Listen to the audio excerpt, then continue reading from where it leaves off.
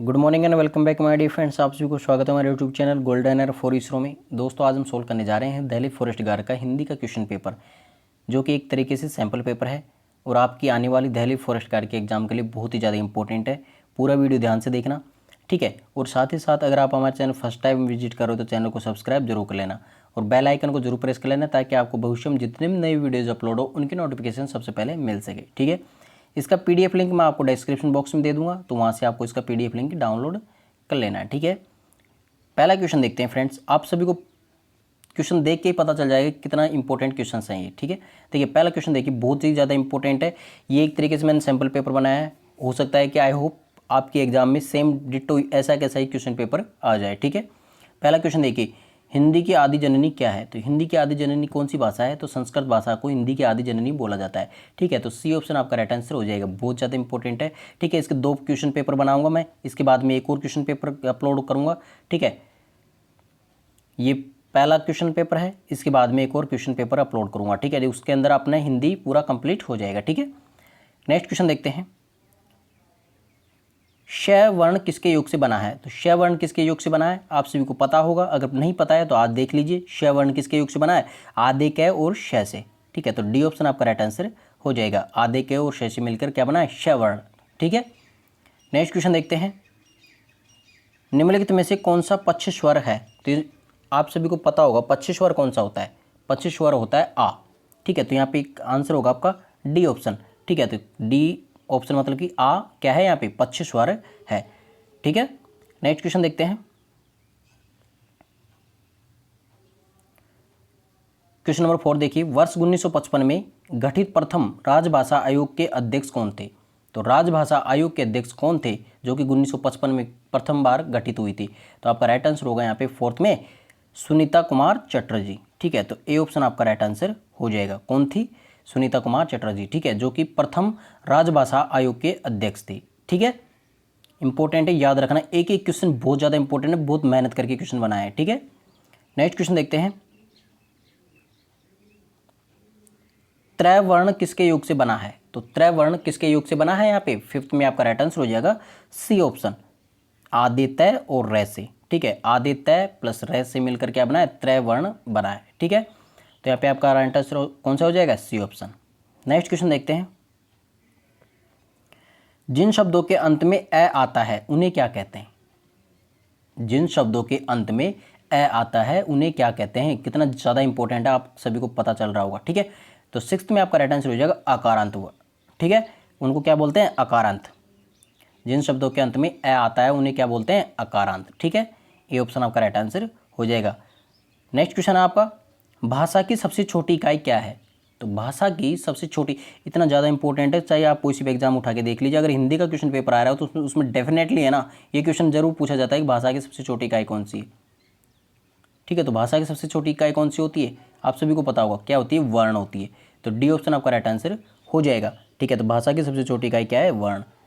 Next question देखते हैं। गे वर्ण किसके योग से बना है? तो गे वर्ण किसके योग से बना है? तो गे वर्ण बना है आपके आधे जय और न से, ठीक है। आधे जय और न से गे वर्ण बना है, ठीक है। तो डी ऑप्शन आपका राइट आंसर हो जाएगा। नेक्स्ट क्वेश्चन देखते हैं। निम्नलिखित में से नासिक्य व्यंजन कौन सा है? तो नासिक्य व्यंजन कौन सा है इनमें से जो कि नाक से बोला जाता है, ठीक है। तो यहाँ पे देखिए नासिक्य व्यंजन कौन सा है? तो यहाँ पे 9th में आपका राइट आंसर हो जाएगा सी, न, ठीक है। तो ये न क्या है? इसको नाक से बोला जाता है, ठीक है। आप बोल के देख लीजिए, इसको नाक ही से बोला जाता है, ठीक है। नेक्स्ट क्वेश्चन देखते हैं। वर्णों के व्यवस्थित समूह को क्या कहते हैं? तो वर्णों के व्यवस्थित समूह को क्या कहते हैं? तो यहाँ पे आपका राइट आंसर हो जाएगा 10 में वर्णमाला, ठीक है। तो वर्णों के व्यवस्थित समूह को क्या बोलते हैं? अपन वर्णमाला बोलते हैं। तो बी ऑप्शन आपका राइट आंसर हो जाएगा। एक एक क्वेश्चन बहुत ज़्यादा इंपॉर्टेंट है फ्रेंड्स, ध्यान से देखना, ठीक है। नेक्स्ट क्वेश्चन देखते हैं। श्रेय वर्ण किसके योग से बना है? तो श्रेय वर्ण किसके योग से बना है? 11th में आपका राइट आंसर हो जाएगा डी ऑप्शन, आदिशय और रे से मिलकर क्या बना है? श्रेय वर्ण मिला है, ठीक है। जो श्रेय वर्ण है वो आदिशय और रे से मिलकर बना है। नेक्स्ट क्वेश्चन देखते हैं। ए और ए वर्ण क्या कहलाते हैं? ये दोनों वर्ण क्या कहलाते हैं? तो यहाँ पे आपका राइट आंसर हो जाएगा 12वें में कंठ तालव्य, ठीक है। जो कि कंठ तालव्य से बोले जाते हैं, ठीक है। तो कंठ तालव्य वर्ण बोला जाता है इनको, ठीक है। तो ए और ए को क्या बोला जाता है, कंठ और तालव्य से दोनों से मिलकर मतलब ये बोला जाता है, ठीक है। तो यहाँ पे ए ऑप्शन आपका राइट आंसर हो जाएगा। आप बोल के भी देख लीजिए, ठीक है। नेक्स्ट क्वेश्चन देखते हैं, हिंदी वर्णमाला में स्वरों की कुल संख्या कितनी होती है। तो हिंदी वर्णमाला में स्वरों की कुल संख्या कितनी होती है, स्वर कितने होते हैं हिंदी वर्णमाला में टोटल, तो आपको पता होगा स्वर्ण कितने होते हैं, 10 होते हैं, ठीक है। तो डी ऑप्शन आपका राइट आंसर हो जाएगा। नेक्स्ट क्वेश्चन देखते हैं,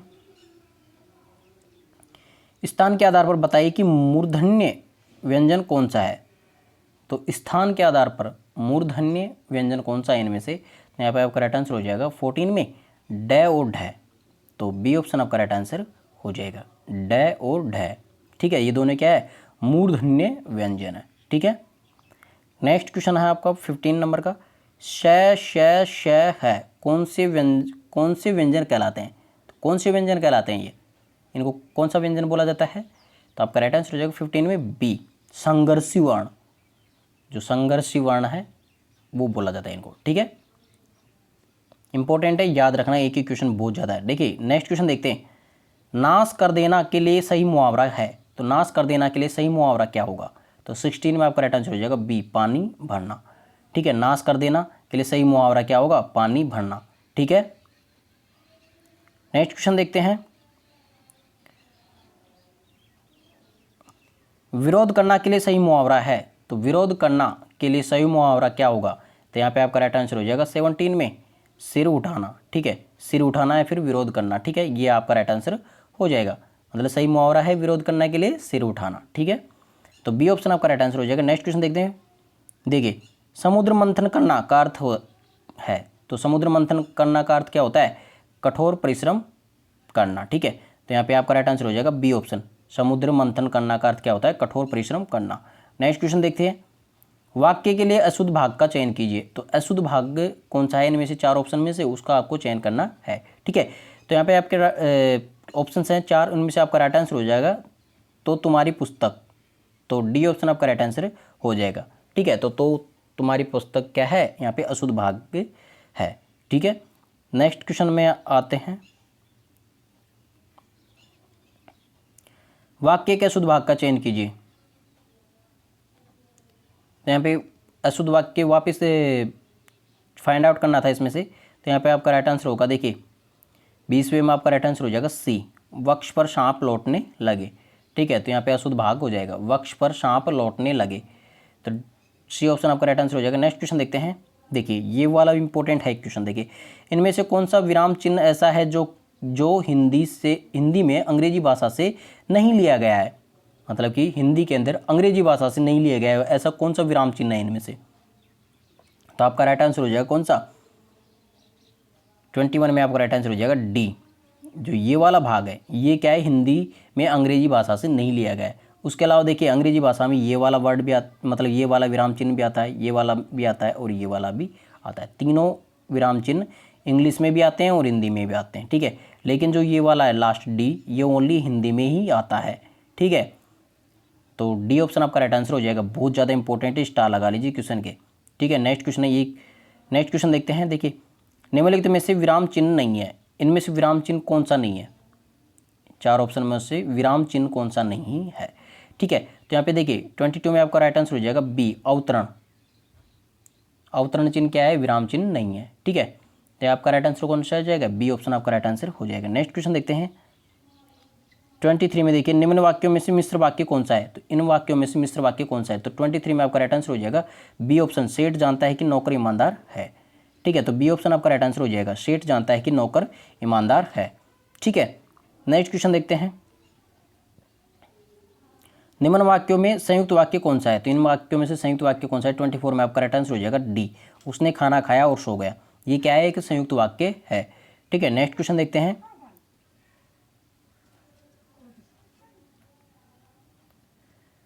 नेक्स्ट क्वेश्चन देखते हैं, वाक्य के घटक होते हैं।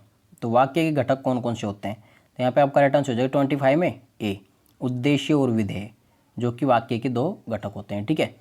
तो इन 4 ऑप्शनों में से उद्देश्य और विधेय क्या है, वाक्य के घटक है।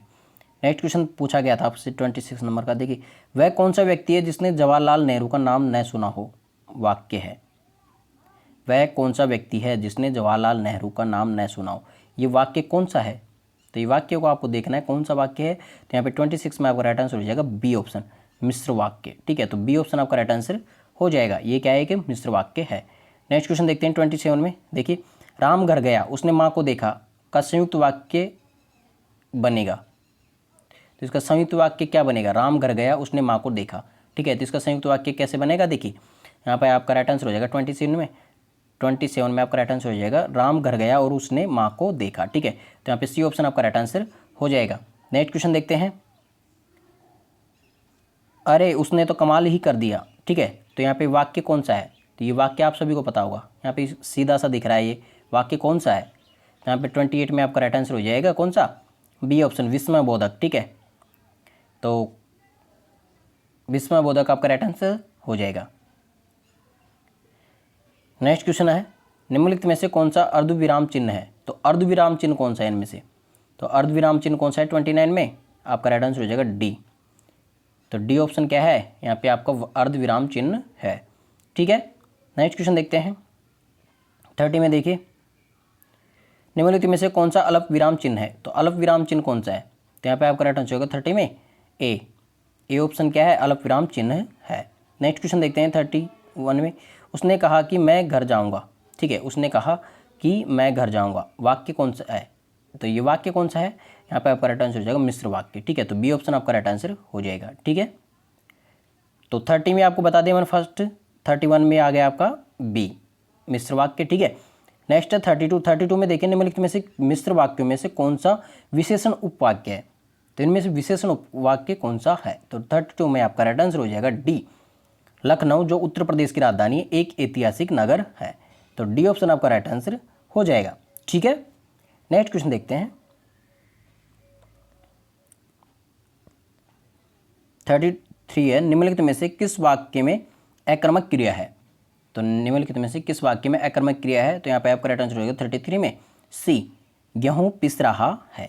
तो सी ऑप्शन आपका राइट आंसर हो जाएगा। नेक्स्ट क्वेश्चन है आपका, इनमें से कौन सी शब्द पुल्लिंग है। तो इनमें से कौन सा शब्द है जो कि पुल्लिंग है, तो 34 में आपका राइट आंसर हो जाएगा ए, गिलास क्या है, यहाँ पे पुल्लिंग शब्द है। ठीक है, अदालत स्त्रीलिंग शब्द है।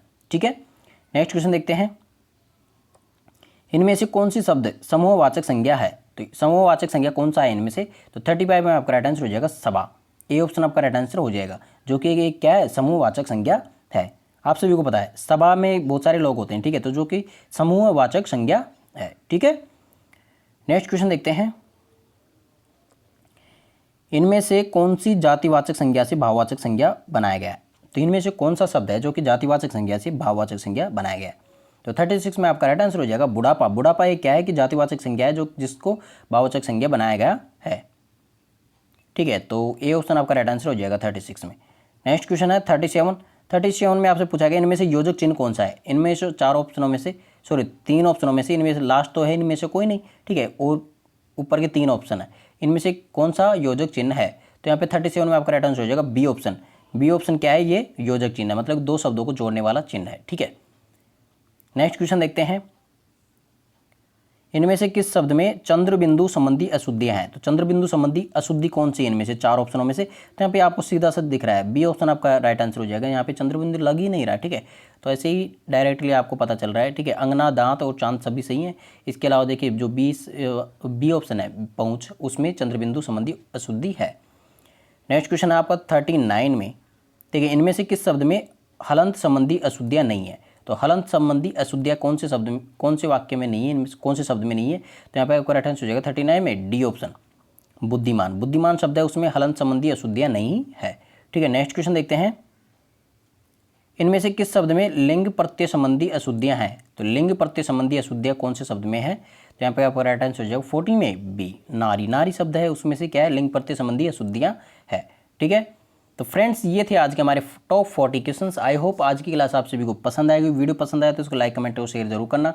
इसका PDF लिंक डाउनलोड कर लेना और चैनल को सब्सक्राइब कर लेना।